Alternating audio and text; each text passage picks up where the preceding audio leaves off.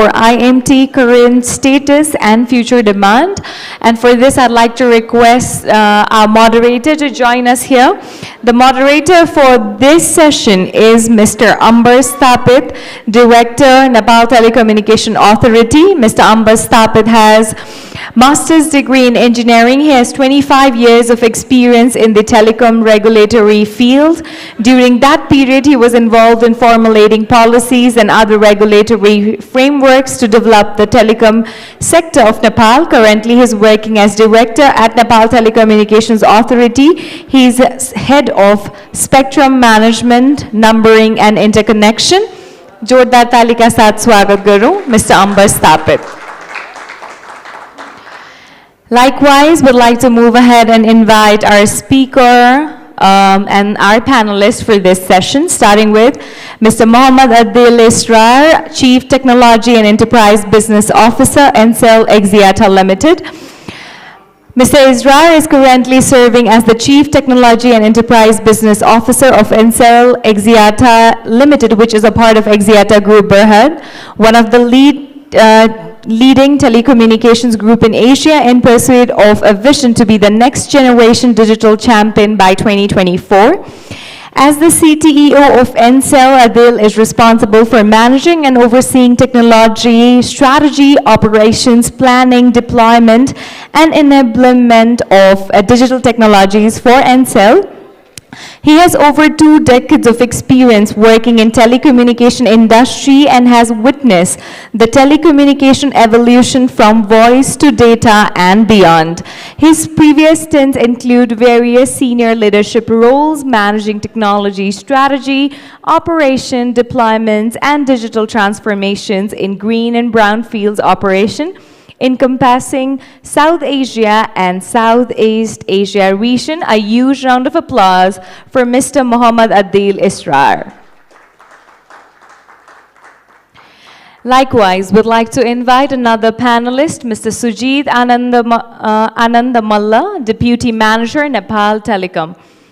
Graduated as Electronics and Communications Engineer from Mapua Institute of Technology, Manila, Philippines. Acquired master's degree in Information System Engineering from Himalayan Institute of Science and Technology, Kathmandu.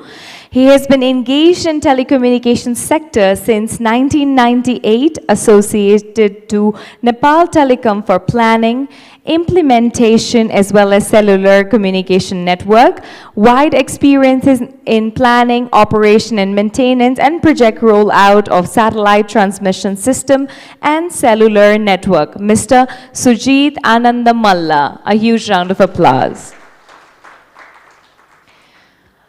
Our final panelist for today for this session, Mr. Ashish Garg, Senior Manager, GSMA. Mr. Ashish is the Senior Manager, Spectrum and Policy, South Asia for GSMA. Prior to joining the GSMA, Ashish held various positions in the ICT sector and industry association, including telecom infrastructure providers. In these roles, he was responsible for delivering projects in spectrum management, digital infrastructure, broadband penetration, and sectoral taxation, etc.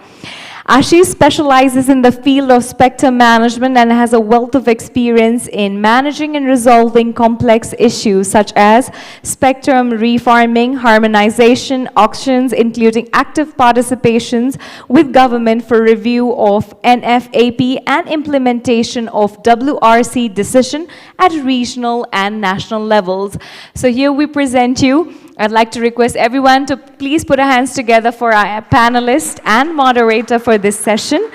As they're going to be discussing now, I'd like to hand over to our moderator. So over to Mr. Amber Stapit. Dhanyavad, Prashadi. Good afternoon, or I'd rather say good evening. Welcome to the last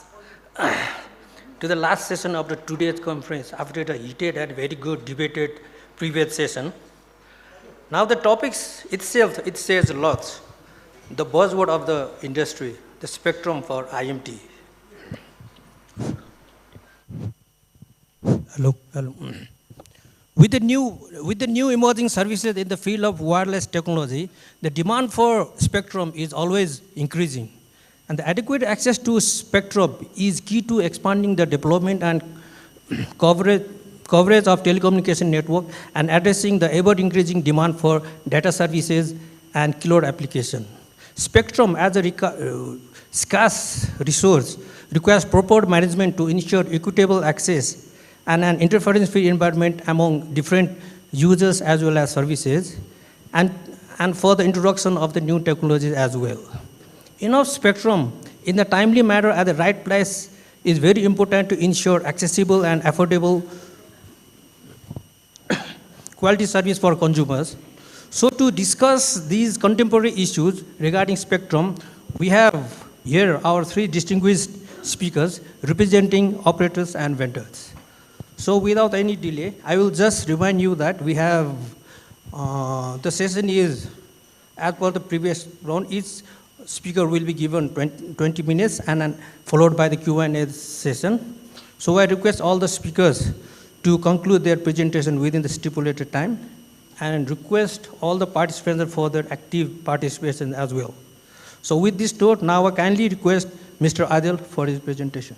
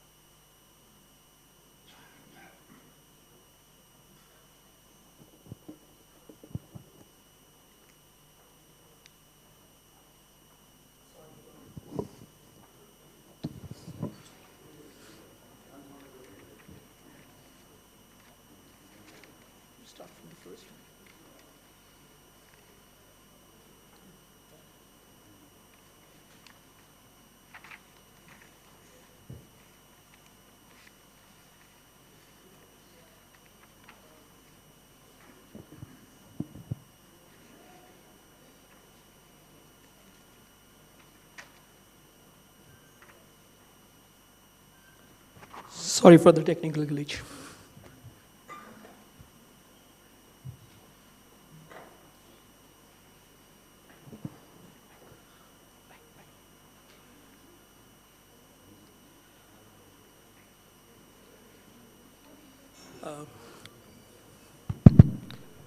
Very good evening and afternoon to the chairman NTA, my fellow colleague, industry colleagues, people from regulatory and other parts of the industry. So as I've been told to keep my presentation within 20 minutes, so I'll try to do it within the time. And I hope that I'll do the justification with the questions and everything that came across and where exactly we are. So with this, without a further ado, okay. So started as a company in 2008. We operated till 2017 as a 2G and 3G operator. And since then, hand in hand with the industry growth and everything and the evolution that has happened in Nepal, we kept on expanding our 4G services. So 2017, mid-year, 30th June 2017 was the first day when we launched our 4G services. And there onwards, having spectrum auction in 2019 and then expanding our network in 2020, even during the pandemic areas, 2021, and launching 2022 VoLTE services. So this is the journey so far, and that's actually a steady state evolution along with the path that we are having in this country together with the subscriber evolutions as well.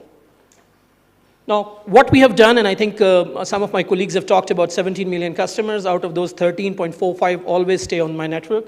71% is smartphone penetration, 8 million users are mobile broadband, still there is 5 million users who still love to use 2G. So in a country when still we have a lot of users, 25% of handsets are 2G, some of people are pretty ambitious about talking about 5G. So we need to be also cognizant of the fact that still a lot of users are still using 2G, partially us to be blamed and partially the industry evolution to be blamed.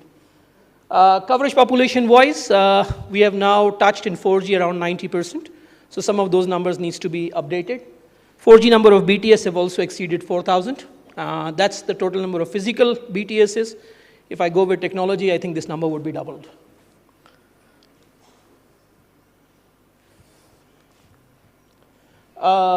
Till 2023, 4G is almost getting dominant in terms of the coverage, nearly reaching what is actually the coverage of 2G traditionally was in this country, which is also telling us that slowly and gradually the people are evolving towards from a voice-centric to a data-centric network. And we are actually following the suit, and this is how we are trying to upgrade ourselves as well. What are we using the allocated spectrum for? So we have so far been allocated 9.6 megahertz in 900, 20 megahertz in 1800, and 15 megahertz in 2100. 900 being the band that we are using mainly for deep rural penetration. And this was awarded to us somewhere in 2021. And from that time onward, we started rolling it out. And we have completed our rollout on 900 just fairly recently, I think 3 to 4 months ago. 1800 is the main capacity band.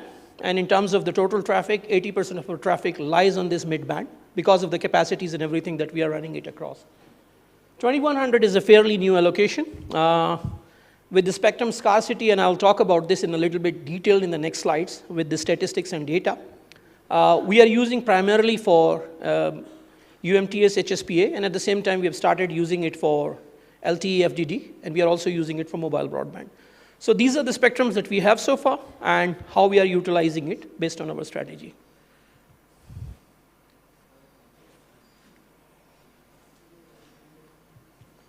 What is the current outlook of 4G network in NSO? And I mean, if you could see, there's a steady state growth in terms of data traffic, in terms of terabytes that we are facing and witnessing in this country. But what is more interesting that we need to see is this pie chart on the bottom left side of the presentation that shows you what exactly Nepal users are using bandwidth it for. 50% of it is streaming, which is YouTube, TikTok, and some of those video services. Web browsing is 12%, others is 21%, which is different. File access is 9%. Gaming is only 1%. So when I spoke last time, and some of my colleagues were saying that, and Ansel's view is a little bit pessimistic, possibly yes. But this is what at least the market is telling us at this point of time now. Ecosystem-wise, development is not ready. 98% of the MBB access is happening on small screen.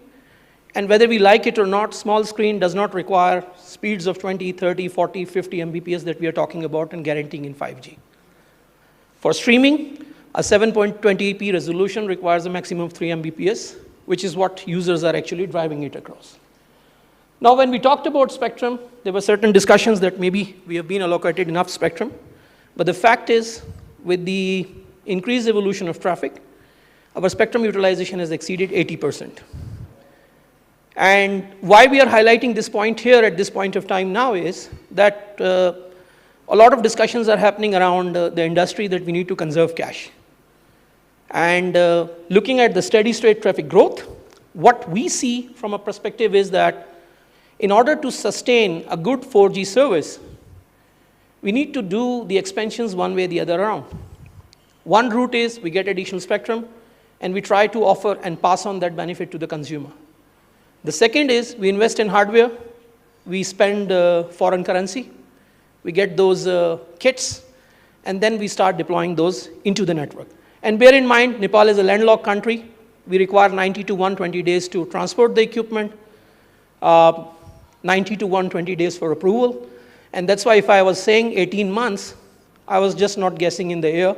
There was some practicality, there's some past experience that is actually evolving around that. So even if I start today, looking at the situation, looking at the demographics of the country, we need 18 months minimum. So it's not about a false promise, it's about what we are trying to do.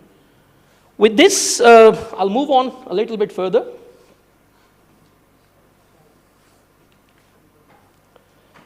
Why do we need 5G? And I think a lot of people have talked about what is 5G? What is going to do? So what is now industry-wise happening is that 5G is hovering around these three use cases which everybody has talked about. But whether we like it or not, 95% of the world deployment are happening in EMBB only. I mean, how many of networks in the world are doing critical MTCC or URLLC? Can we afford these two? And certainly in this context, no. What is the new evolution that has started happening around 5G is that a lot of people are using it for FWA. Now the question that we need to ask amongst ourselves is that certainly in some markets, FWA may be a relevant requirement for 5G. But we have more than abundant fiber penetration as well. And looking at what is the cost to serve, a CPE in FTTX is costing between $40 to $50, whereas at 5G FWA CPE is costing somewhere around $250.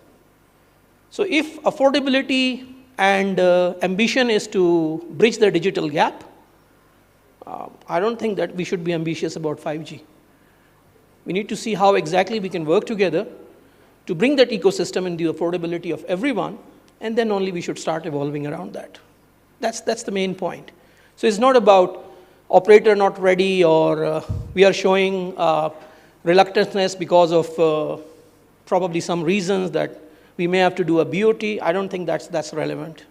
What is more relevant in the industry is that if we were to embrace the goal of digital Nepal, we all have to work together, regardless of our interest, to see what is the best medium and what is the best way to bridge that digital divide.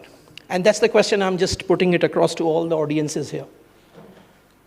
Moving next, from a perspective of Nepal, are we ready? Current DOU on EMBB is 4 GB per subscriber per month. And I think my colleague CK has spoken about it. In some markets, we see when this DOU crosses approximately 15 GB per subscriber per month, this is where you need to start evolving yourself into 5G. When are we going to ready on that particular thing? At least 1.5 years. And I'll show you some studies around that, some independent studies as well as our own studies as well. Most of the usage are YouTube, Facebook, TikTok. Do we have applications in the country that we are talking about driverless cars? Are we talking about remote surgeries? Are we talking about 3D holograms? Absolutely not. Then why are we talking about 5G immediately to be launched? That's the point. And this country, we need to conserve cash. That's very important. Mostly small screen devices. I think in the first presentation in the morning, MOCIT dignitary talked about the number of penetration, and we say that 15% of the households are having big screens in terms of computer, laptops, tablets, and everything. Everybody is having a smartphone. Do we need a 4K resolution on a smartphone? Absolutely not.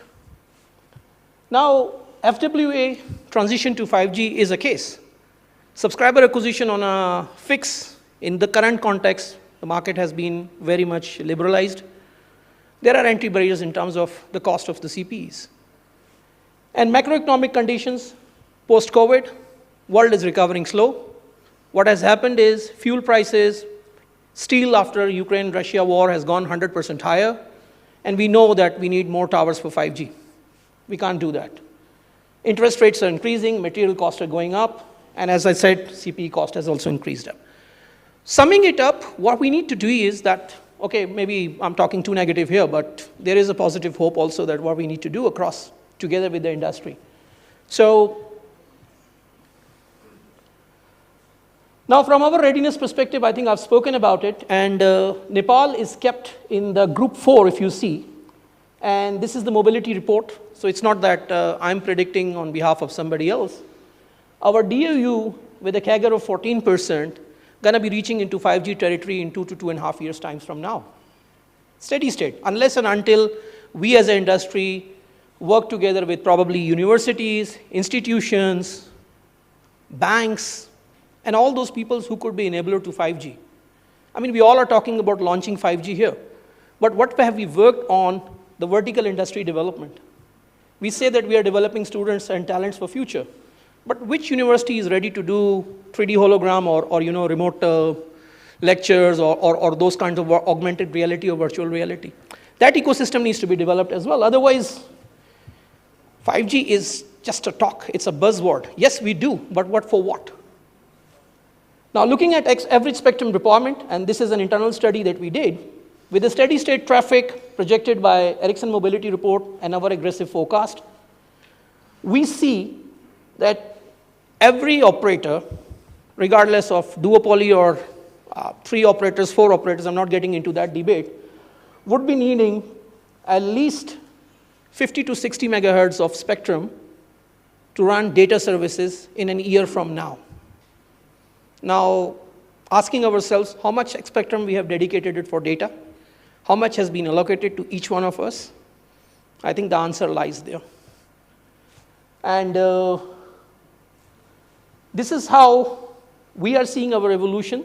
We are seeing that while this graph can be changed, and how this graph can be changed, when we are working, we develop the industry together, we bring those verticals upward, then maybe the use case of 5G is earlier than what we are anticipating. But looking at the statistics, and stats never tells lies, it says we are far. We need at least 1.5 to 2 years from now to reach to that saturation point. Now, when we talked about spectrum, what we see in context of Nepal, and I think we are a little bit lucky when it comes to Nepal, we haven't had any avenue of having UHF in past. So the entire APT28 is free to grab, which is a great spectrum. I think that Dr. Pradeep also talked about it in the start. Absolutely, that's the spectrum that is required for a massive nationwide deployment. Mid-bands, obviously, 2600 is the key. And probably looking at the horizon, looking at the affordability, looking at what are the estimates to grow this country in terms of economy, I think our relevance for next 2 to 3 or 5 years horizon would be mainly around the sub-6 gigahertz itself. Above 6, yes, you may use them as a case-to-case basis, but those may not be relevant from a perspective of our market readiness as well as the affordability. Now, same is also visible from the device ecosystem and the operators who have launched. So from device ecosystem also, C-band and band 41 is the main key, and followed by band 1, N1, 2100. But on the deployment side, because of the spectrum availability and different other strategies, I think C-band is taking the most sweet spot. Nepal, in our context, C-band could also be a good sweet spot, but looking at band 41, the universality in that band is that you can use it simultaneously for 4G and 5G. And our adoption will be gradual. It's not a leapfrog like Korea, where we just went and we deployed, and over a period of 3 years, 5G has taken a surpass over 4G. So that's where I think I must congratulate the NTA team from a perspective of defining the roadmap. I think it's appropriate with whatever the device ecosystem and everything that we are getting around. The only thing we need to see is when this maturity is going to happen and when is the right time to go and deploy those. With this, I'll just get to my conclusion. I'm just suggesting these as an option. Don't take it that I'm trying to direct anybody here. I think first option you guys already have considered. Thank you so much. All the spectrums needs to be technology neutral, because I think this is the main key to drive everything around. 5G adoption should be in accordance with the market readiness and affordability. Usage patterns are not indicating that we should launch 5G immediately, unless and until we believe that the market and people can afford by paying 20–30% extra. I don't think we can do that. Current spectrum holding, as I said, is not sufficient. Yes, maybe if we have to do that, we'll still do that. But then the problem itself is those densifications, we will not be able to pass the benefit to the consumer, which is basically the main drive that we should all do. Challenging terrain, very basic infrastructure, and very complex site acquisition process on national parks. I think in the morning I saw a directive from minister that there are a lot of areas which are deprived. Question is, I can even tell you, 5 years ago we started doing a plan to cover some of the mountain terrains in Everest region, Annapurna region. Till date, I haven't got my approvals. Not here, maybe somewhere else. So we also need to look at into those perspectives as well, that it's not all the time intention from the operators not doing these things. It's more around the policy, the framework, and the adoption of those principles across. So probably we may have to look at it. A humble submission that further digital divide should be done, infrastructure sharing through RTDF, joint rollouts, that's the key. I don't think we can afford deploying a lot of steel which is dumb. I don't think we should invest into steels. We should invest into technology. Under spectrum, which we said, utilize spectrum to be released, humble submission to relook at the spectrum caps. For example, when we talked about 900 band, we are saying 9.6. It's not even from an IMT standard, it's not a standard allocation. We cannot do anything with that. You need to have at least 10 or 15 or a multiple of that. So that's humble request.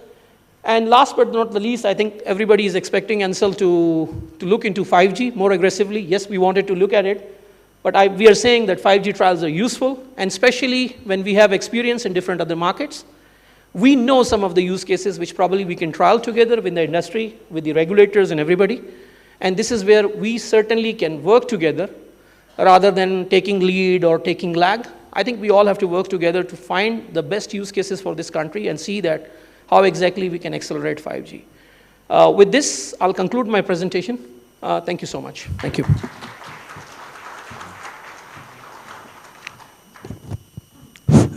Thank you, Adel, for your nice presentation.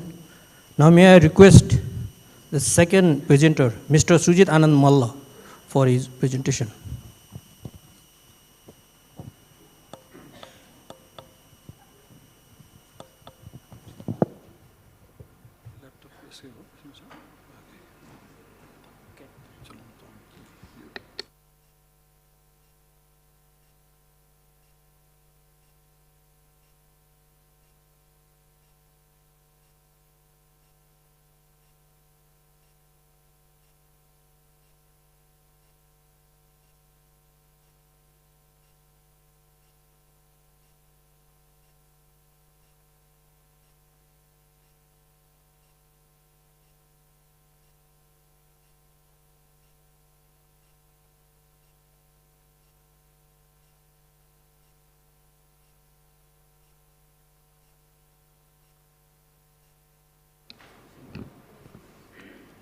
Hello, good evening to all of us, all of you, and very warm welcome from myself. I'm Sujit Anand Malla. I'm working for Nepal Telecom for quite a long time, and I'm very much happy and excited, as well as feeling very much privileged to have opportunity to present my company's view on the burning issue of 4G and 5G in the field of telecommunication in Nepal. So I thank you the organizer to provide this opportunity to me for presenting these slides to you on the occasion of this World ITU Day 2023.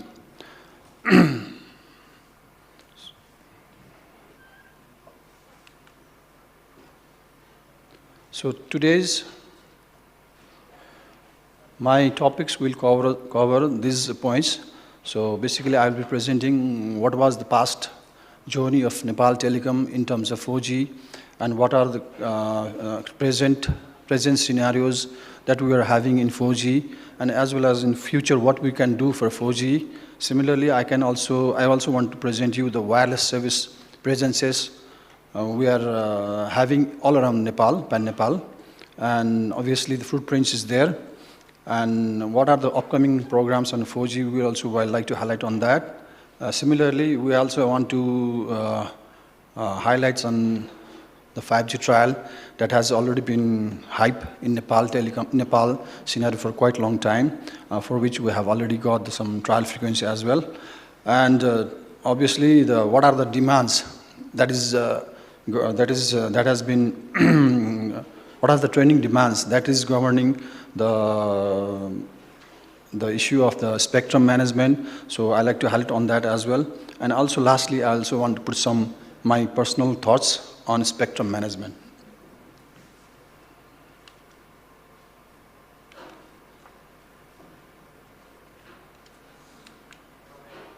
Okay. So what was our past journey in 4G? Because initially in the inception of our 4G services during 2017, we started with the basic 4G services, where we only launched these services in 2 cities of Nepal, Kathmandu Valley, obviously, and Pokhara. And during that time, we had a frequency of 15 megahertz bandwidth in this band 3, 1800 megahertz band, where we refarmed this to make 10 megahertz, 5 megahertz for the LT and 10 megahertz for the GSM. And next stage of refarming, we again upgraded our LT carriers from 5 megahertz to 10 megahertz, while limiting the 5 megahertz to GSM only.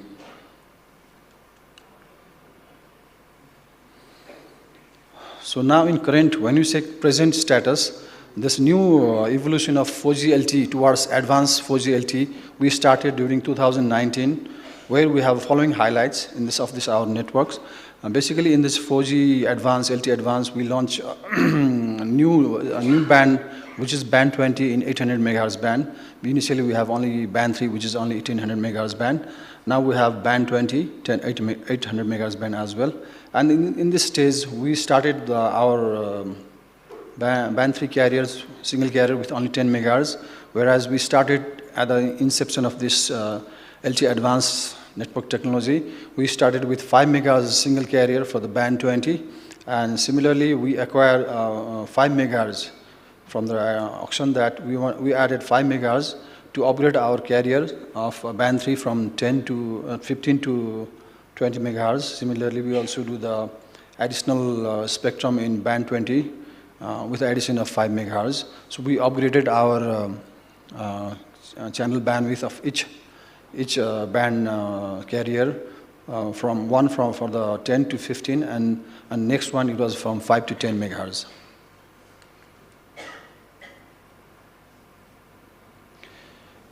And in this network, we have the key features where we introduce new features of LTE advanced features, and those LTE advanced features are like carrier aggregation of 2 carriers, where we can aggregate 2 carriers from band 3 as well as band 20. And similarly, we do the 44-hour MIMO in band 3 and 222-hour MIMO in band 20. And obviously, we go for the very higher order modulation up to the 250 QAM in downlink, whereas in uplink, we have done up to 64 QAM modulation, which will obviously give the very high speed to the users. So one of the prime factors in increasing the spectral efficiency of the 4G. So, and in this, with the carrier aggregation of 2 bands, with the 2 bands with the available spectrum, we could have the theoretical peak rate of 319 Mbps in downlink, and in uplink it is about 93 Mbps. So it's a theoretical, but obviously when you go to commercial network, it will be much less than this, because the resource are the common resource where all the users are using this phrase in the best effort manner. So that obviously when there are more users, this speed will be definitely down. And similarly, the last feature we introduced in this LTE Advance is the VoLTE, which is obviously started, I think, quite some time.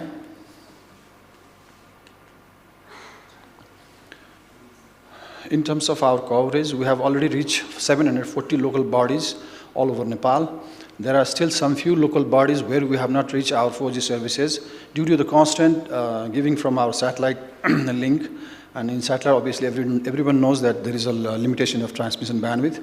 So, obviously, with this covering all 740 local bodies, we have our subscriber base has already crossed over 10 million. So, what is upcoming in the program in the 4G? So, in 4G, we are targeting to reach, as our earlier speaker from NTA, he told us that we have to maintain the 4G network in all over Nepal. It's not just the 5G we have to think, we have to first consider making the 4G available everywhere. So in this line, NT is trying to target to reach all the extremely remote local bodies by replacing satellite with terrestrial transmission, obviously. Then obviously we have to upgrade our capacity of 4G network, because in many instances of busy hours and in many places where the users are very densely populated, the things of spectrum has been crunched because of the limiting spectrum. Obviously, we have to upgrade this channel bandwidth in all the bands of band 3 and band 20 carriers. And similarly, in order to have a deeper coverage inside building or underserved or black spot, we're expanding our small cell deployment as well. And and obviously, we have to keep on expanding our 4G coverage and capacity as well on the basis of demand as well as requirement. And obviously, one of the prime area where we have to focus now is the highway coverage. So we have to enhance the highway coverage as well. And for this, we are trying to use high and very high antennas, which can reach farther in terms of distance. And lastly, we have to also cover, because Nepal being one of the very attractive tourist destination for the foreigners, so we obviously have to consider the tourist spots where we have to enhance our coverage as well as services. So for this, we are also trying to deploy new sites in even remote spots where tourists are going to visit our country. So in terms of our presences, so in whole Pan Nepal, we have covered 2G, 3G, 4G services. In overall scenario, we have 4,408 spots where we have our physical presence of serving the people. And out of these, around 4,235 spots, we are serving 2G service, we are catering 2G service. And around 3,500 spots, we are giving 3G service. And for the 4G, we have around 4,119 spots through where we are offering our service of 4G service. So in terms of 4G footprint, obviously being band 20, being lower spectrum, has a much wider and longer coverage. So band 20 in the right side is giving more coverage than obviously band 3. So basically band 3's coverage is basically concentrated in the urban area toward southern belt of Nepal, but toward mid-hill or towards north of Nepal, we are reaching our service through band 20, which is the obviously very obvious band to reach the remote places. So in terms of our holding of spectrum, I like to highlight there are around 1, 2, 3, 4, 5. We have 5 bands of spectrum where each band has a different kind of spectrum holding. And obviously in band 8, 900 megahertz, we are having 2 cross 9.6 megahertz. And also obviously band 20, we have 20. And band 1, we have 10 only so far. And band 5, which is one of the oldest technology is still running in this band 5. So it is 850, we only have 2 cross 1.5. And band 20, which is new band to us, it's in 800 megahertz band obviously. And we are having only 10 megahertz band in this one. So in terms of utilization, what are the holdings? Which holdings has been used for what purpose? I'd like to highlight. So in band 8, we are only using now for 2G GSM. Similarly for band 3, we are using only both for GSM as well as 4G. And for band 1, we are using only so far we are only using for 3G UMTS. And band 5, we are only using for CDMA obviously. And lastly, band 20, we only use for 4G LTE.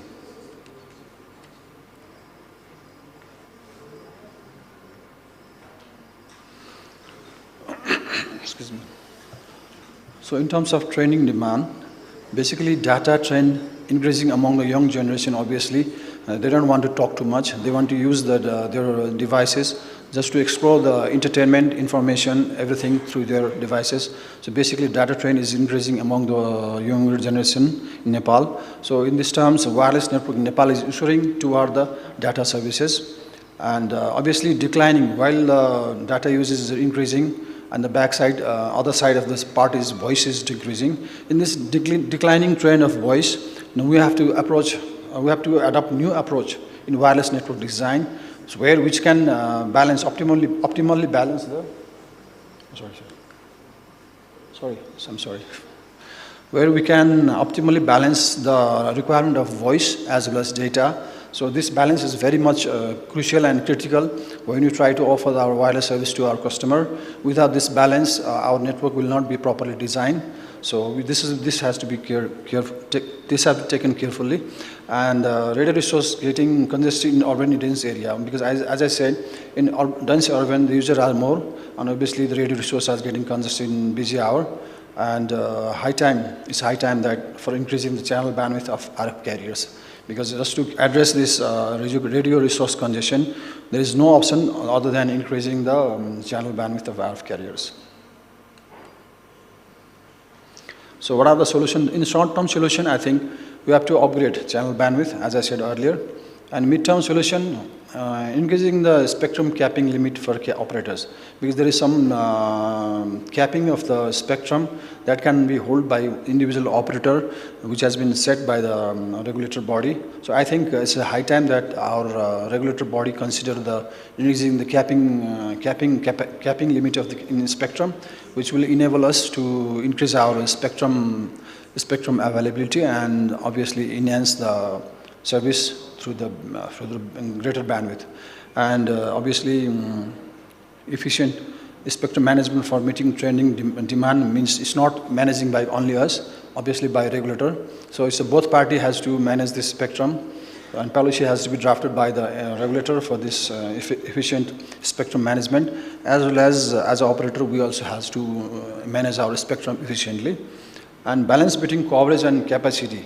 So whenever we adopt any new technology, one of the key factors we have to consider is both aspects. First is obviously coverage, then only it comes capacity. So without the optimal balance between capacity and coverage, we cannot make the good network. So this is another thing we have to consider. And obviously when we use the spectrum efficiently, each and every spectrum should be used to do the multiple technology, for which I think the regulator has already given the technology neutrality, the whole range of spectrum bands. So this has to be done multi-technology fashion. So in this way, yeah, and obviously there should be timely allocation of new spectrum for adoption of new technology. So this has to be done from our policymaker.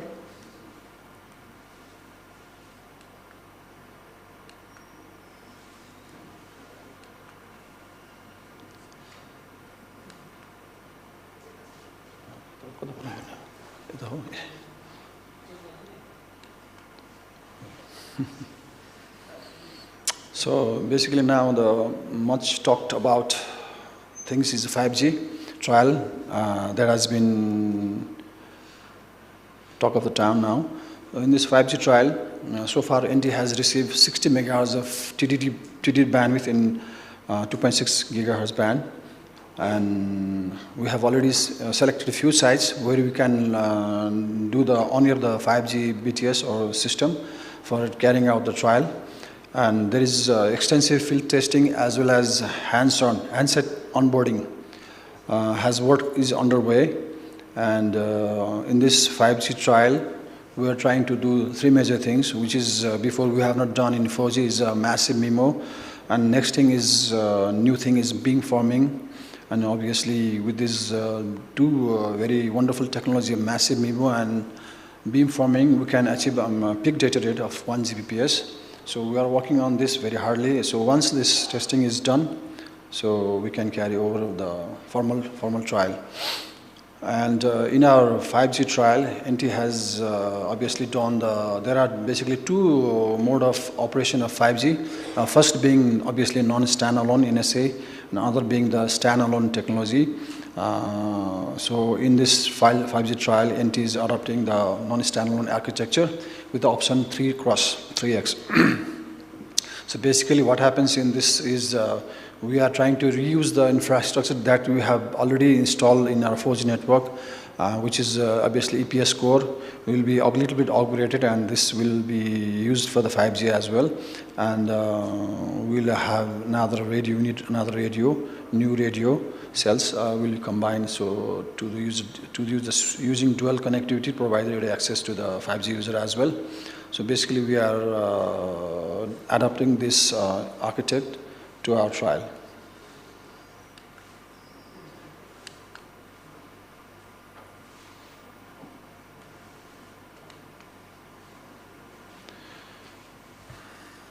So it's my little bit thoughts on spectrum management.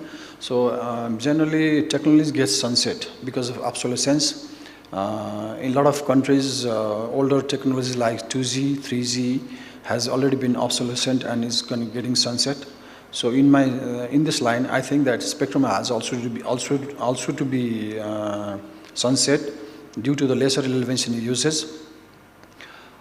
From any individual operator's perspective, this spectrum can also be sunset. An ecosystem of end user device is one of the play the pivotal role for the faster adoption of any new technology, and regional spectrum harmonization for managing unwanted interference issues within regional territory, and also for healthy development of device ecosystem. So while adopting the spectrum for the new technology, we must consider the regional spectrum harmonization, and this will help us build a very healthy development of device ecosystem as well. So these are my small thoughts on spectrum management.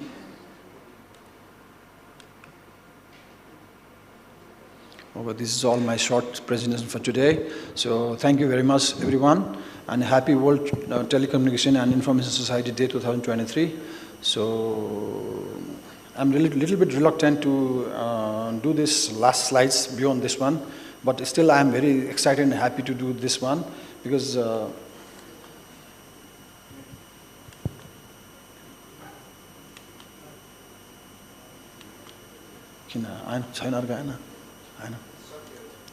okay, thank you.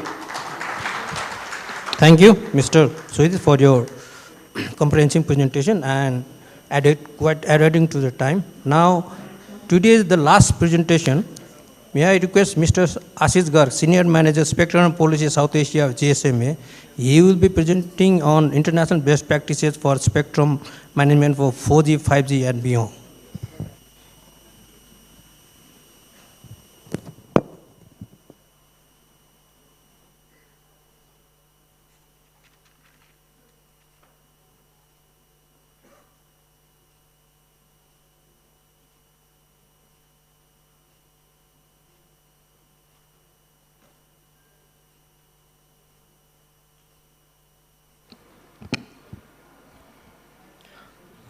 Good afternoon, everyone. First of all, thanks to the Nepal Telecommunication Authority for holding this workshop or the conference today and bringing all of us together. And also, thanks to all the participants for the patience hearing so far, and at least till the last session, last speaker. So that is really very encouraging. Now, let me start with my presentation. First of all, let me take you through what is GSMA. So it is an organization or the industry body, 36-year-old, which was founded initially for the mobile operators around the world, but now it has the membership from other ecosystem players also in the industry. As of today, we have more than 1,100 members across the world, out of which 700 plus are mobile operators. We work with various policy makers and regulators and industry players on various complex policy and regulatory matters. And we are also organizers of the largest technology event in the world, which is Mobile World Congress Barcelona, takes place in Barcelona every year. In addition to this event, we have other variants of MWC, which are focused on Shanghai, Americas, and also Africa. Additionally, we also hold various events which are focused on regions. They are called M360, Mobile 360 event, Asia Pacific, America, Baku, and Africa as well. Now, before starting to talk about the spectrum, let me take you through some numbers talking about how the 5G is being adopted around the world, and then the regional status, and also what is the status in South Asia. So this is our forecast for 5G connections until 2030. So as on date, by the end of, so all this data is as of December 2022, so by that time, almost 5G services were launched in 91 markets by 237 operators around the world. APEC is estimated to lead the number of 5G connections by 2030. If you look at the chart on the left-hand side, globally, there are going to be 5.3 billion connections. This is as per the forecast by GSMA Intelligence, which is a research and analytic unit of GSMA. It will be 44% of the total connections. So 54% of total connections worldwide will be on 5G. APAC is going to lead this with 3 billion 5G connections by the end of this decade. However, the adoption will be less than the other markets, which are America and Europe, because they were early adopters and we started a little bit late. Although we were also the early adopter in Asia Pacific, like in Korea. I think Korea is one of the markets which started the 5G rollouts, but again, rest of Asia Pacific started a bit late. So it will be only 58%, but in terms of actual numbers, it is going to lead the way. We have already, so as on today, we have around 1.5 billion 5G connections, out of which 1 billion connections are in Asia Pacific itself. And so first phase of 5G is already over we have already crossed 1 billion 5G connection mark, and second wave has already started, which is going to be led by the emerging economies and in Asia Pacific, especially in South Asia. Now, when we talk about 5G adoption and how it goes, we cannot forget 4G, which will remain a dominant technology till at least 2030, and again will be holding significant grounds even in 2030s. This is the status of 5G rollouts across Asia Pacific, a total of 51 5G networks are live in Asia Pacific. If we talk about the actual number of countries, so it is 15 markets which has launched 5G services. The chart on the right hand side, actually it is dated till May 2022, so it doesn't consider India in the 5G rollout. However, since India has also launched 5G services last year in October, so we have total 15 markets by the end of last year in Asia Pacific to have launched 5G services. And if you talk about South Asia, it is only Bhutan, Maldives and India who have launched. Now, rest are expected to follow the suit by end of 2025. We have already heard from operators as well that they are keen to roll out 5G services. However, since the ecosystem may not be, ready in Nepal, so we can expect the 5G services a little bit later. So it is the 4G and 5G forecast by GSMA Intelligence for Nepal. 5G is yet to be rolled out. However, our forecast considers 5G as well. It considered actually, since Nepal had already started 5G trial, so we expected 5G launch by 2023 itself. However, we can expect it by the end of next year. And by the end of 2030, we expect almost 9% of total connections on 5G. 4G continues to grow. However, globally and the Asia Pacific, the trend is expected to be that by after 2028, 5G will become dominant and 4G will start to decline, 4G connections. However, in Nepal, we will see that even in 2030s, 4G will remain a dominant technology. I wish this forecast is proved wrong because we have seen in the markets wherein 5G has been rolled out, its adoption is faster than the previous technologies. Right, so by the end of 2030, if 5G is rolled out in Nepal as expected, maybe by the end of next year, so it may not be 9%, but much more than that. So it is about the 5G adoption rate I was talking about. So when 4G was launched, so it is the global subscription of the first year of the launch of each technology. So in the first year of launch of 4G, if compared with 5G, 5G was adopted very rapidly as compared to 4G. Now, by the end of 2021, again, it is the, a little bit dated chart. We are awaiting the latest data on this. Since by the 2021, none of the market in South Asia had rolled 5G services, so the coverage is not mentioned. Now talking about, again, the 5G adoption, So if we see that so this is the chart on the left hand side from 2017 till 2021. If we compare 3G and 4G coverage, so 4G has been adopted very fast than 3G. So same way we are expecting the same trend for 5G also when it is rolled out, and when we have latest figures and we roll out it in Nepal. So adoption or the forecast that we expect for 5G, in actual it is going to be much faster than that. So while it was, the expectations in the Asia Pacific region, South Asia and the Nepal for 5G, so what is going to enable it? So to make it happen or to make it a reality, we will need spectrum in all frequency ranges, low, mid and high. And as of now, we can focus on low and mid band spectrum, because the high band spectrum, which is the millimeter wave band spectrum, since globally also there are very less use cases for the millimeter wave band. So in Nepal context, we would like to focus on low and mid band spectrum first. So if we talk about low band spectrum, which is sub 1 gigahertz, below 1 gigahertz band, and 700 and 900 megahertz band are the key band into this. Due to their propagation characteristics, they can, their coverage characteristics, and they have been used for 4G and previous technology so far. However, they have the capabilities to be used for 5G as well.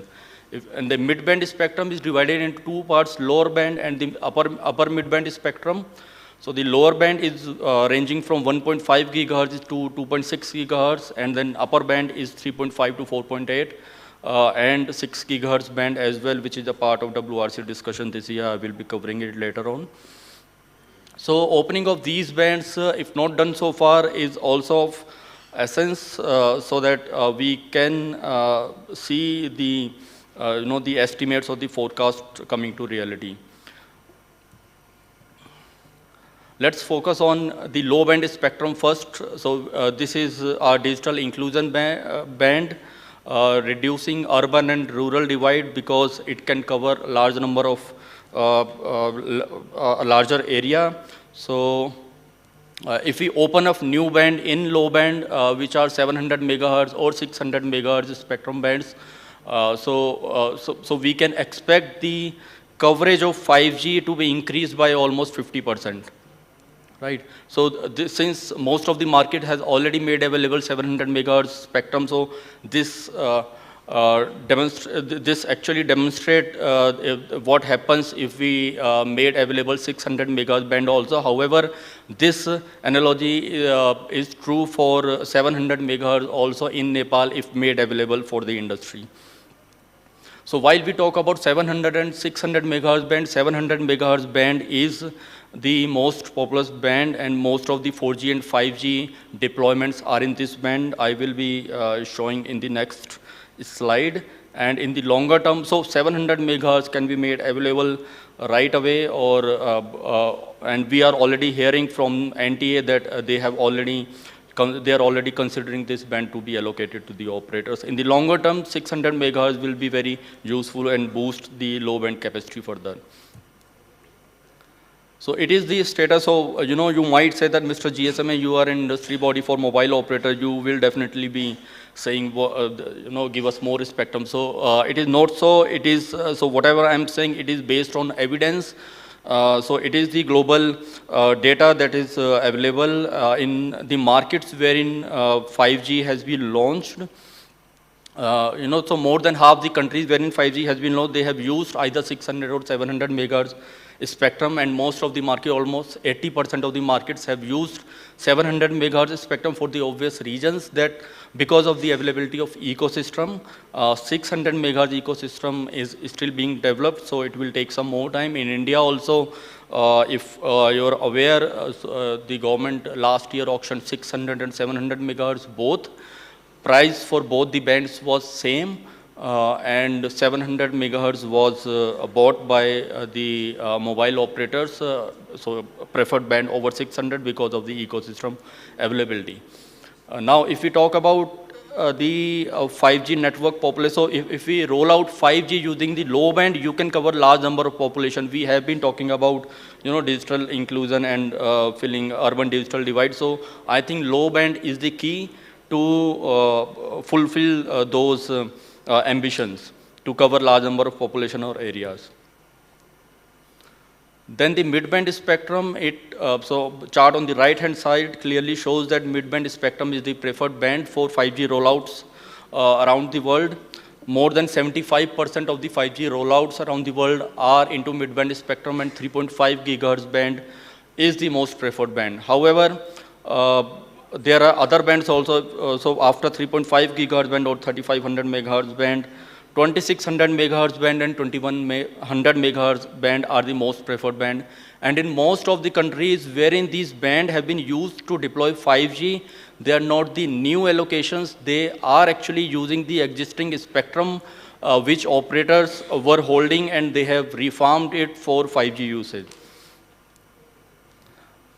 Now, now we have also, conducted a study on the amount of mid-band spectrum that is needed per country, which as per our estimates, by 2030, we will need 2 gigahertz of mid-band spectrum to realize the full potential of 5G.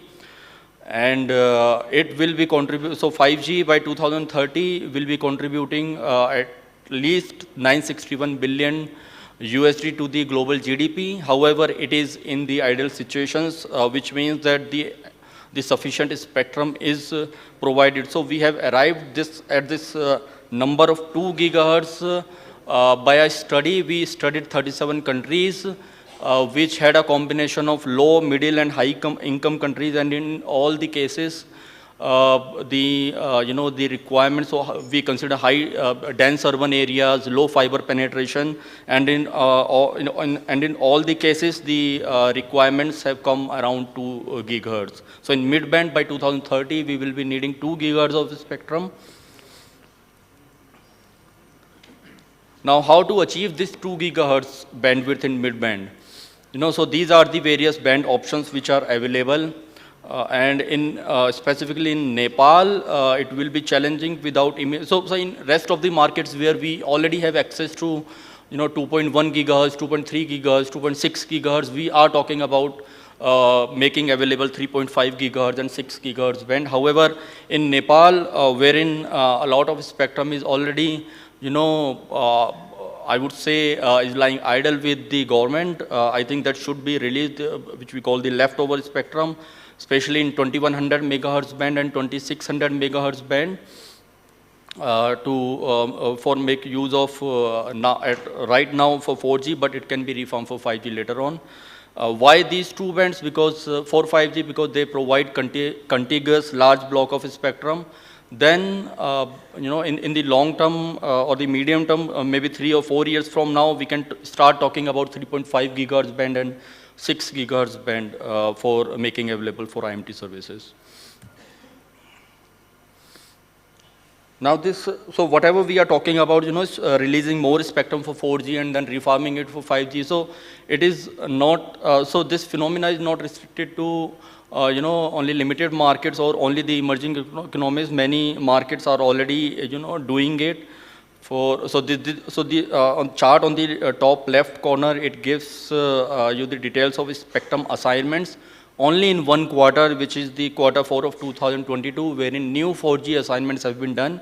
And most of the assignments are in 2100 and 26 megahertz band. So we have seen in previous slides, let me show you again, the after 3.5 gigahertz band, 2100 and 2600 megahertz band are the most preferred band for 5G rollout. So that is why, so most of the assignments for 4G are into these bands on technology neutrality basis to enable migration to 5G whenever the market is ready. All assignment consisted of additional frequency blocks. So in Nepal also we have these frequency blocks available in these in at least 2100 megahertz, which can be assigned to operators, and then opening of 2600 megahertz on immediate basis.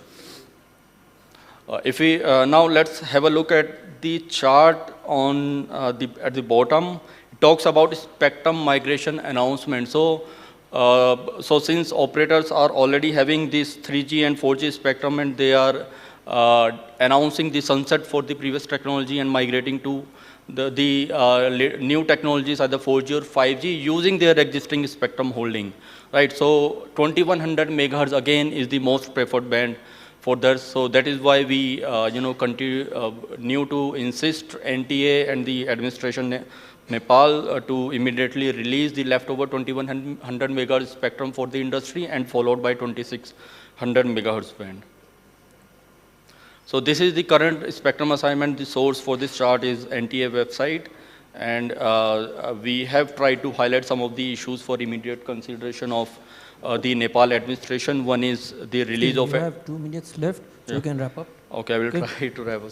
So release additional blocks in existing bands, which is 900 megahertz and 2100 megahertz band, to make the block size suitable for the new technologies.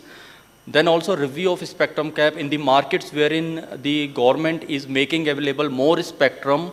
Then every time they are reviewing their spectrum cap. And also, I think it is the right time to do away with the band-specific spectrum cap, because since the spectrum is technology neutral, so there is no point we continue to have, band-wise cap. We should be reviewing it, either completely eliminating it when we are already auctioning spectrum from market-based mechanism. So we should be either removing the spectrum cap or reviewing it, let's say for the low band spectrum, entire sub 1 gigahertz spectrum, we can have one cap, and then for the mid band spectrum, we can have a cap, not the band specific cap, because operators can now deploy any technology using any band. Then in the new band, new band for 4G and 5G, we would request the administration for immediate release of 700 megahertz band and 2600 megahertz band, and then 3.5 gigahertz in next 3 to 4 years, 5 years. So case in India, so we all know that last year they had conducted 5G auctions, which were very successful. So what the key enablers, according to us, was in this spectrum regulatory payment plan and licensing. In this spectrum, they made available all the frequency bands available, either it is the existing band or the new band, all 10 bands available for the market. And you would be surprised to know, except 600 megahertz band, because of the ecosystem issue, rest of the bands were acquired by the operators, not completely sold, but just almost 72% of the spectrum that was put to auction was purchased by operators. Then it was contiguous spectrum, and based on technology neutrality, they also liberalized spectrum cap, 40% of cap on the low band spectrum, 40% on mid band spectrum, and then on 5G band, it was again 40% on 26 gigahertz and 40% on 3.5 gigahertz. Regulatory side, they completely done away with the annual spectrum fee or the frequency fee, which used to be 5 to 6% of AGR annually. So they have completely done away with it, because they say that there is no need to continue to charge annual fee when we are already assigning spectrum for through auctions. Then payment plan also, it was very liberal. This time, longer term moratorium to pay it. There was a facility to convert it into the equal EMI, equal installments, and also a deferred payment plan. Then licensing side, longer. So we have adopted 30 years validity, and also there is a certainty for renewal, and which provides easy migration strategies to operators. They are confident about the migration strategies in the license term is, or spectrum term is longer.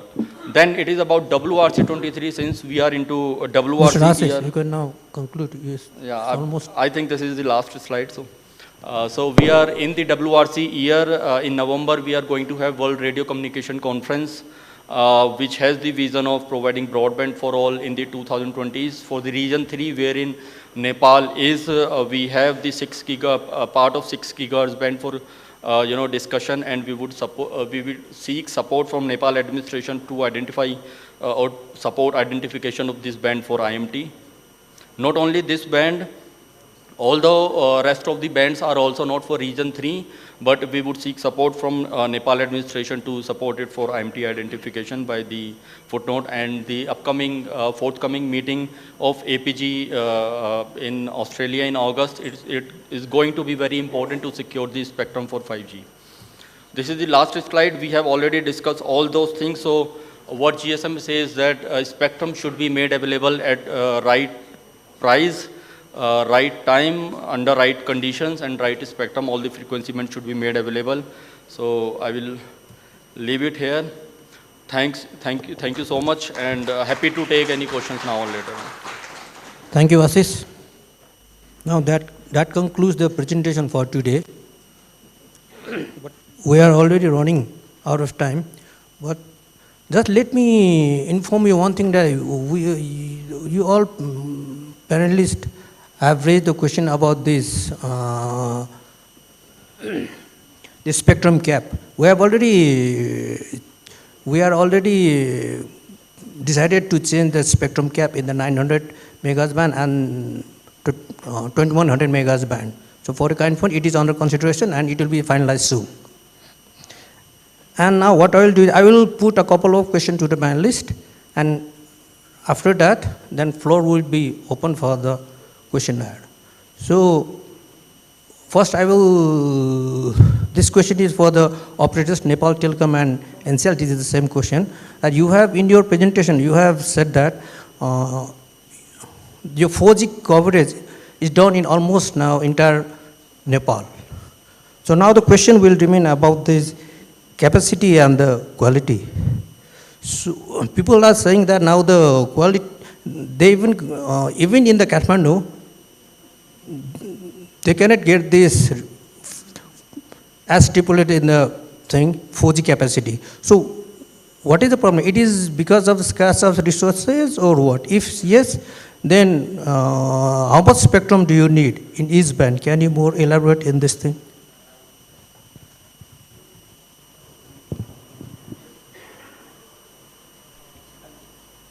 Hello. I think, thank you so much, and it's a very relevant question, Ambarji. Basically, you're right, and when we talked about the spectrum band deployments, and I'll just give you one simple illustration that the number of 4G sites that we have on 1800, 2100, and 900 is almost the same. But with the band 1800, we are talking about a population coverage of a little bit over 60%, compared to the same site having 900 band covering around 90% of population coverage. So that is the characteristics of the propagation of signal. But now the problem what happens is, unfortunately we have only 9.6 in 900 band. And what we have reformed is we are using 5 megahertz only in that band for LTE. So what is happening is, just some statistics I'm covering up. There's no comparison, first of all, between 20 megahertz and 5 megahertz. So 20 to 30% of users are only on 5 megahertz LTE, because that's the propagation of the coverage that we see deep indoor and all those things that is happening. While we try to do a lot of radio balancing where we are pushing subscribers into 18 and 2100, we still see a lot of congestions coming on 900 itself. So if you say that's the key that we are seeing as a challenge, and obviously all the time we already talk about equitability of the spectrum, because when we talked about the traffic, it's increasing CAGR on an year-on-year percentage by 30-35%, but spectrum is getting choked. So you are right that some areas the experience is not there, but unfortunately in absence of having additional low band spectrum, it will be difficult. Now answering your second question, that how much we need, I mean, first of all, if you talked about and I mean no offense and no jibe at my competition, low band spectrum with NCL is only 9.6, which we are using for 2G and 4G, compared to our competition is 19.6. So they are having double spectrum than us in any context, and that's the why they have the liberty of using the entire 9.6 for 2G, whereas for me is 2G and 4G for the same band. So ideally we should be getting to the same. But if it is not possible, immediately we require 5.4 megahertz in 900 to substantiate, and at the same time probably another 5 to 10 megahertz in 18-2100, depending on whatever is available at the fastest, to really go and address those things on the go. Because why we are raising the spectrum concern is, while we are doing a lot of expansions, and this year we have upgraded, let alone around 15 to 22,000 sites from a hardware capacity perspective, but knowing that it is costlier, it takes time between 6 to 9 months before we get hardware in our hands. I think when spectrum is available, that's the best route that we can adopt. Hope I have answered your question. Thank you. Want to say something? Thank you. Well, first of all, let me thank NTA, regulatory body, that they are increasing the spectrum capping limitation, especially in band 8, 900, from 9.6 to beyond there. And obviously also in band 1, 2100 megahertz, you are thinking to increase the capping from 15 megahertz to 20 or whatever.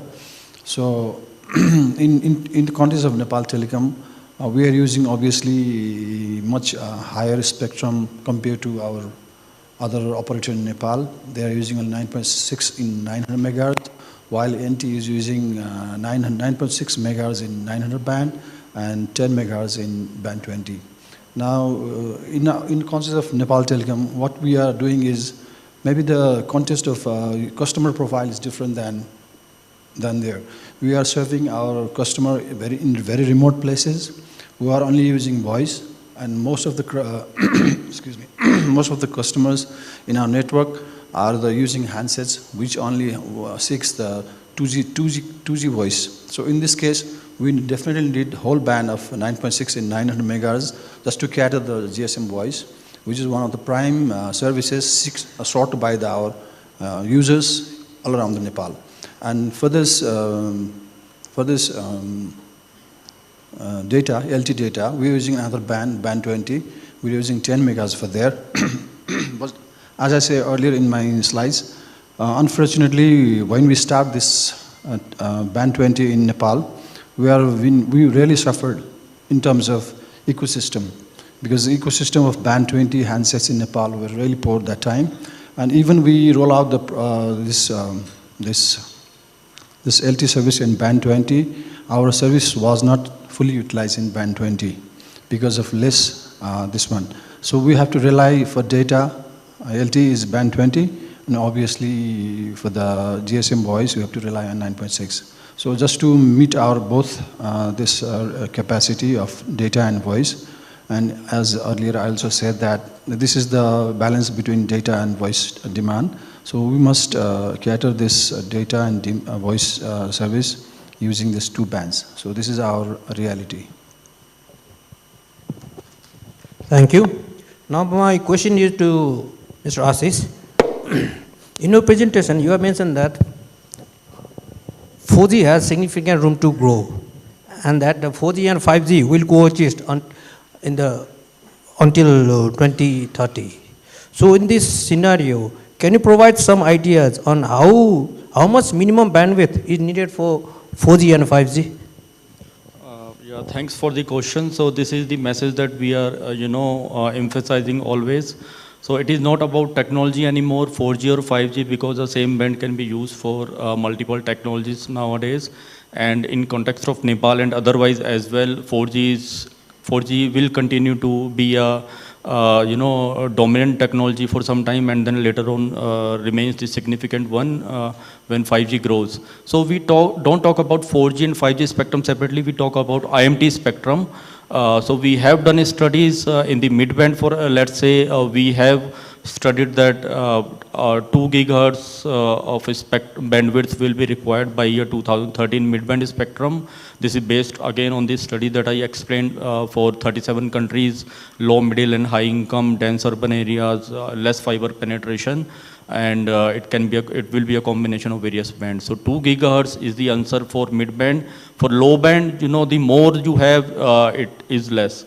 So there is no exact number in low band spectrum. However, now administrations are looking at releasing 700 megahertz band to start with, which will be used for 5G, and some markets are straight away using it for 5G, like in India. And those who are using it for 4G, they will be start using it for 5G also in coming time. For the millimeter wave band or the high band, we have estimated that 5 gigahertz of spectrum will be required by year 2030. It is to support various applications under millimeter wave band, and it will be a combination of different bands starting from 26 gigahertz, 28 gigahertz, and 40 gigahertz, and so on. So low band, there is no exact number. Mid band is spectrum 2 gigahertz approximately, and high band or millimeter wave band, it is 5 gigahertz by 2030 for IMT. Thank you. Now I ask the floor to, if you have some question, then put the question to our panelist. And I request you to be in short. Okay. Thank you. Excuse me. Before we start this open forum, I'd like to put one thing more here. Basically, when our capacity is crunched in some network, obviously there are two options. First option is to limit the coverage and densification of cell. You keep on adding more cells to cater the capacity. And another way to cope up with the capacity crunch is just to make the available spectrum more. So in this first case, you are doing a lot of capex intensive investment, where our Nepal dollar will go out to import the hardware. And the second stance, when we are making the spectrum bigger, we still can cater with the same cell size, we can cater more user and capacity. So there are two trade-offs to coping up the capacity crunch. So basically, I'm going to put these things in which direction our government regulatory see is better for Nepal should be considered in this case. Thank you. Okay, my question is, can we use artificial intelligence to maximize the spectral efficiency?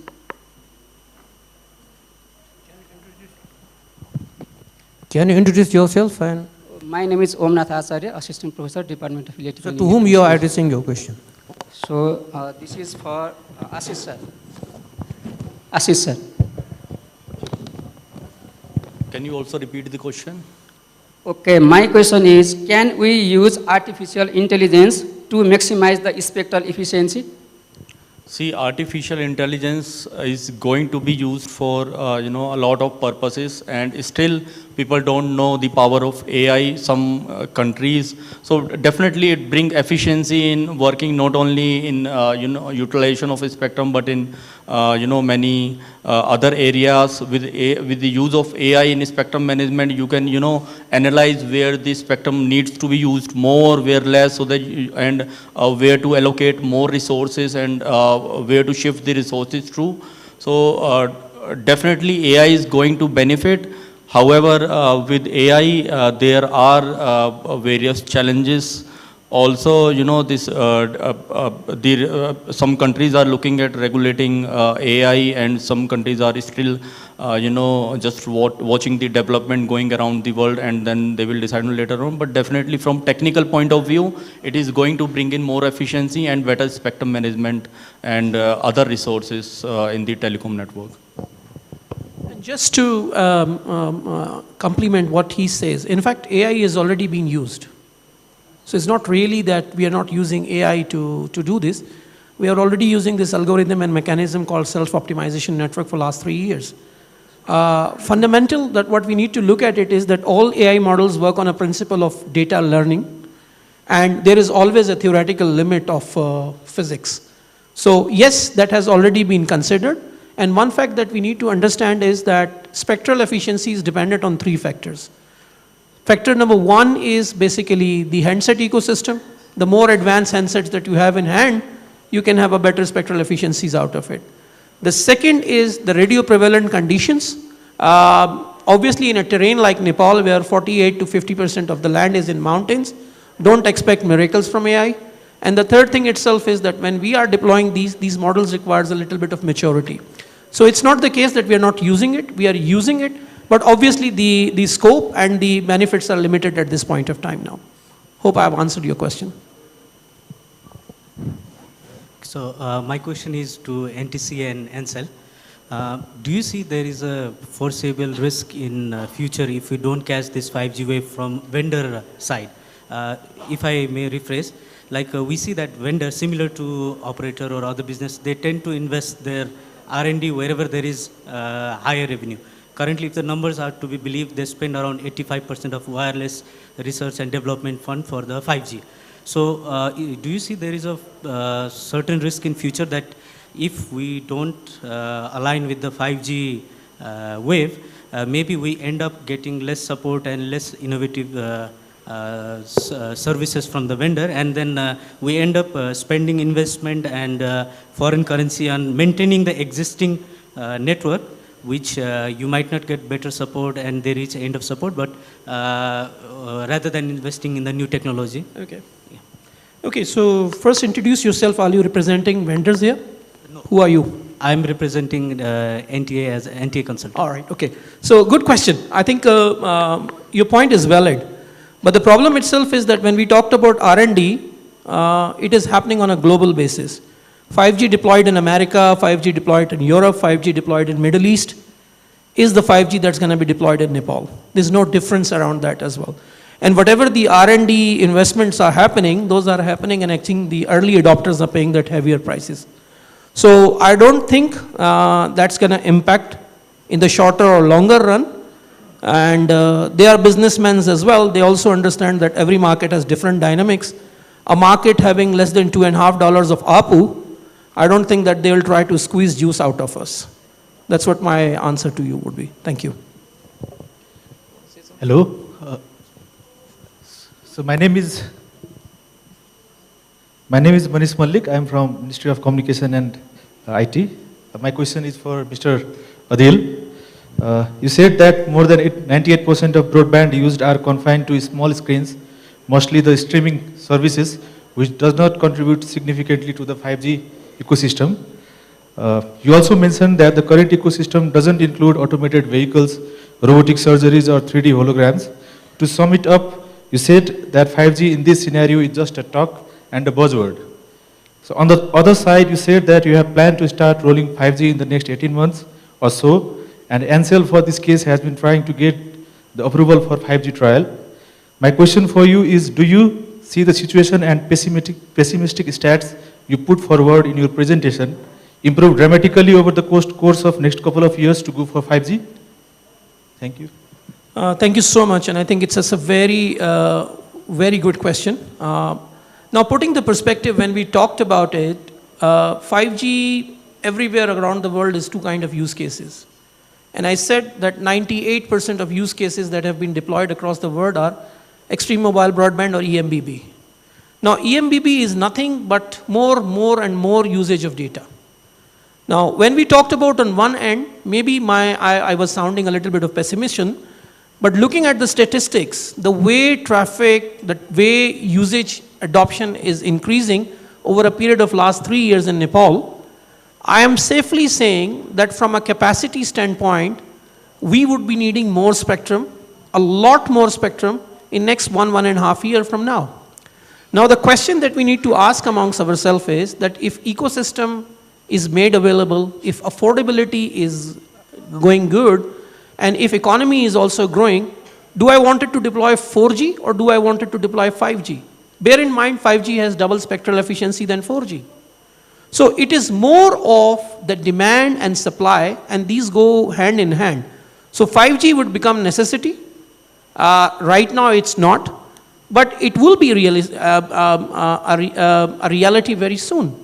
And why we are raising this point of 18 months from now is based on practicality. We know we are a landlocked country, we know we have certain capacity limitations, and one thing that I just give you an example. 5G consume 3 to 3.5x of energy. Now tell me, in Nepal, how many households NEA would be able to give you a 63 ampere connection? I mean, it's very easy to talk about that. Let's go and deploy 5G. I'm telling you, 40% of infrastructure where we wanted to have multi-band, we don't have capacity in the national grid. And we need to do a lot of things. We have to put community transformers. We have to do a lot of other things to balance those things as well. So what we are saying is, looking at the statistics, because obviously NEA is also upgrading infrastructure. At the same time, ecosystem is also getting more mature. Handsets price, because there was a big issue of chipsets over the period of last 2 years, and this crisis has caused the prices of not coming down, and the prices are stagnant around $250 to $300. Now, once it comes down, and we know that DOU in Nepal, which is the data usage per user, is increasing. Definitely we wanted to cover and augment those capacities. And the answer lies within the details that we're going to go with 5G. So these are not two contradictory statements, and I'm not very pessimistic or very optimistic. I'm talking about the realism, and I see that this is going to happen sooner rather later in Nepal in 18 to 24 months from now. Hope I have answered your question. Thank you. I am Lieutenant Colonel Rabindra Thapa, representing Nepali Army. First and foremost, thank you to all esteemed speakers for this profound session. It was fascinating and knowledge-enriching one. My question is regarding the spectrum management vis-a-vis future demand, and my question goes to Mr. Sudhir Molla. We formulate policies and frame regulations for the proper functioning of the ecosystem that makes the nexus amongst people, process, and the system. Nonetheless, it remains irrelevant because of the rapid changing of the situation. However, you have amply highlighted during your session of demand analysis and thought of spectrum management on plethora of issues. However, my question is, what would be the basis or prerequisites for the effective spectrum management, visualizing the national interest of the sovereign country like Nepal? Thank you.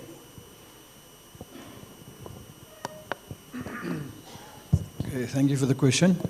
So basically what I understand from your question is what are the perspective we have to think about this while managing the spectrum. So basically, spectrum is really a very, very sparsely available resources, which is obviously natural resources, and it has to be managed in a very optimal way to get the maximum benefit from this one. So and Nepal Telecom currently is having spectrum which is very, very sufficient to cater the current condition. But already in Nepal Telecom's network, the capacity of some subcapacity and some band is really wearing out, and we need some addition of spectrum in these bands. And basically when we say the management of spectrum, we have to manage our services as well. So so demand, as already said, that demand of the services towards data. So to cater the data service, we obviously need the more spectrum in this every band.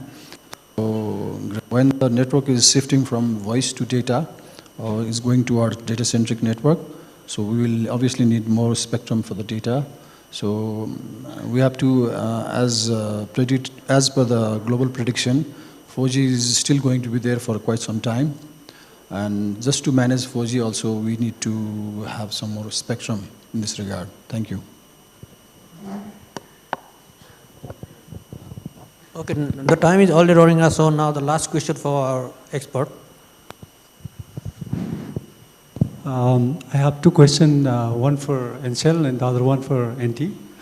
For Ansel, Mr. Adil, you just mentioned that you need more and more spectrum for your deployment in Nepal. Could you specify in what bands you want more and more spectrum? So the other question to Nepal Telecom is, in your trial you mentioned about, in your presentation you mentioned about 5G trial. Do you have plan to go beyond that? Thank you. Thank you so much, Maniji. I think so it's a very valid question. So when we talk about additional spectrum, based on the traffic need, we would be needing in a short to medium term of 6 months to 1 year, approximately 15 to 20 megahertz more. Now the question is that which would be the appropriate band where we could do that. And keeping the national interest of this country, and assuming that we have already modernized entire 900, entire 1800, and 2100, the obvious choice would be between these three bands. Because asking for any additional band means we're going to go and do the modernization. We're going to spend the national exchequer. We'll be sending dollars out and bringing hardware in. So requirement is 20 megahertz, and despite, we are always very cooperative in the terms, we are trying to use the maximal efficiency of the spectrum. So definitely the demand will be lie between these three bands. Low band is always the key priority, as I said, and I think in my last discussion when Ambar sir asked about the spectrum, I've spoken about it that immediately we need something to be done on 900 band. on equitable basis. Otherwise, it's very difficult for us to compete because the users think that Ansel is cutting cost, Ansel is not trying to do, but the fundamental thing is Ansel is not being given the same resources. So that's the key. So 15 to 20 megahertz during a period of 1 to 1.5 years. Before we get to the 5G, and 5G, I think Ashish has talked about it in details that what exactly the spectrum is required. Hope I have answered your question. Thank you.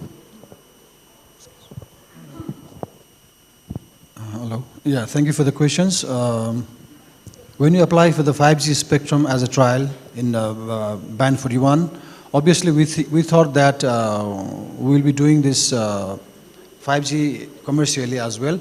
So once this test will be finished, I think we'll participate in the auction, spectrum auction, and we'll go for the 5G operation. Yeah.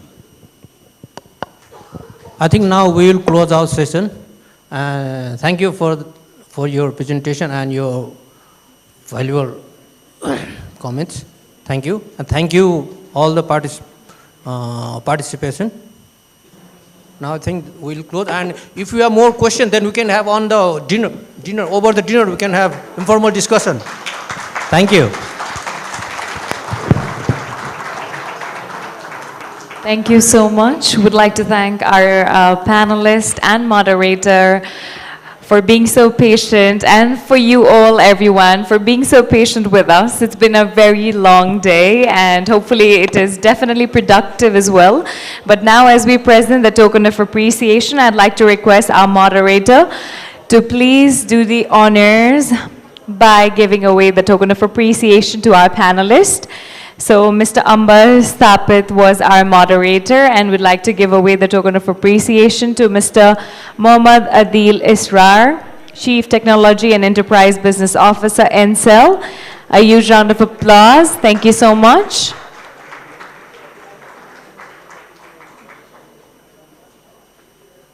Also would like to invite Mr. Sujit Anandamalla, Deputy Manager, Nepal Telecom.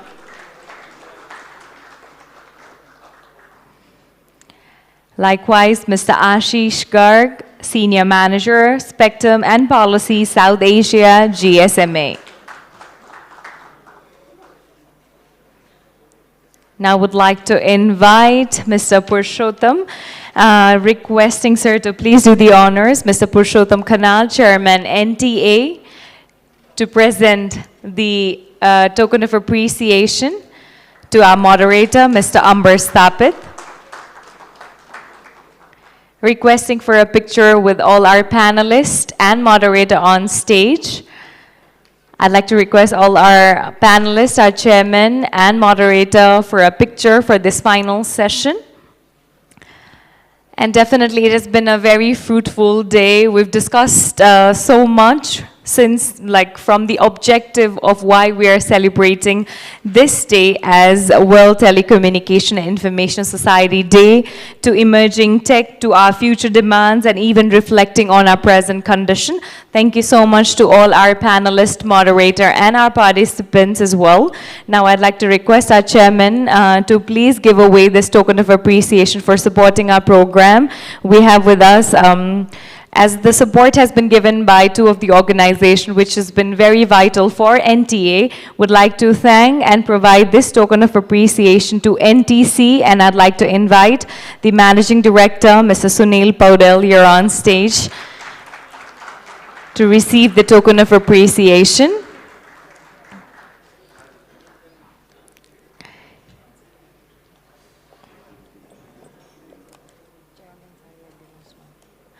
So thank you so much for your support, NTC.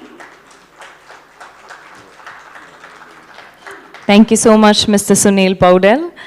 And now I'd like to also call upon a representative from WorldLink, who's been a great supporter for the program, to make sure the program was a success today for the Spectrum Management Conference. WorldLink को कोई representative हुनुहुन्छ भने please अगाडि आइदिनको लागि म हार्दिक अनुरोध गर्न चाहन्छु।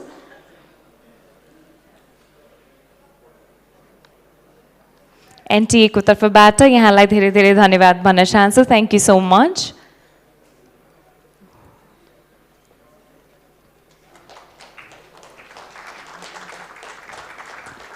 Now I'd like to request for the closing remarks, I'd like to invite here Mr. Purushottam Kanal, Chairman NTA, for the closing remarks. A huge round of applause.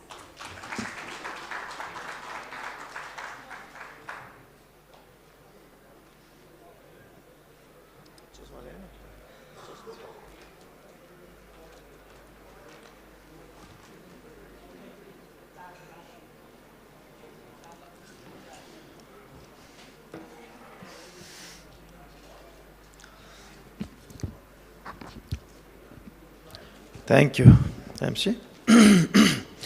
Thank you for the wonderful conference. On behalf of NTA, I'd like to thank Yamoshi Nepal Rashtra Bank, APT, GSMA, Exeter Group, NTC, Nepal Telecom, Ncell, and other stakeholders for their participation. Of course, immense thanks must go to our experts and moderators who worked so hard to get prepared and made the discussion so lively and insightful. Here in Nepal, 4G is still in its expansion phase. During 5G policy or strategy formulation, the readiness of vertical sectors, operators, obligations, including spectrum and license fees, and declining revenue will also be considered. Meanwhile, we cannot ignore the benefits expected to be provided by the 5G, and we are not allowed to lose our competitiveness.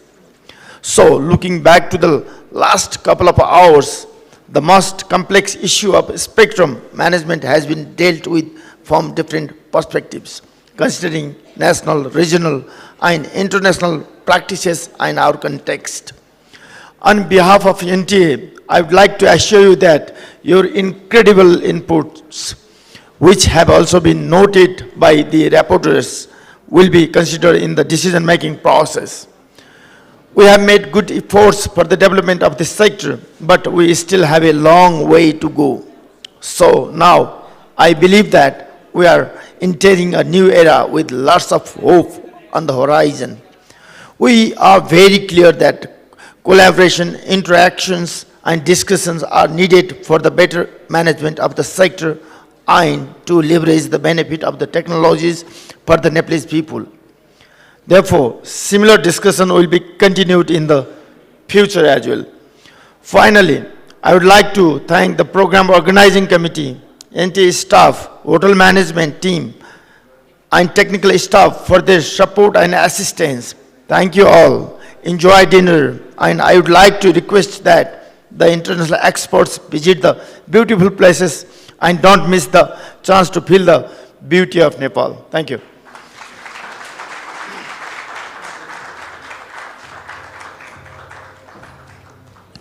So thank you so much. As I said, it has been a very fruitful day. यहाँहरु सबैजनाको सहभागिता एकदमै राम्रो पनि थियो. तपाईहरुले time निकालेर आइदिनु भयो. It was such an important portion where we were talking on the theme of empowering the least developed countries through information and communication technologies. I'm sure there is much more to talk about, and the networking dinner awaits for you. One more time, NTA को तर्फबाट यहाँहरु सबैजनालाई धेरै धेरै धन्यवाद र यो कार्यक्रम सफल पारिदिनु भएकोमा entire committee, NTA र साथ दिनुहुने सबैजनालाई धन्यवाद भन्दै म प्रेसका पनि आजको लागि बिदा माग्न चाहन्छु. Networking dinner is behind you. Have a great evening. Thank you so much.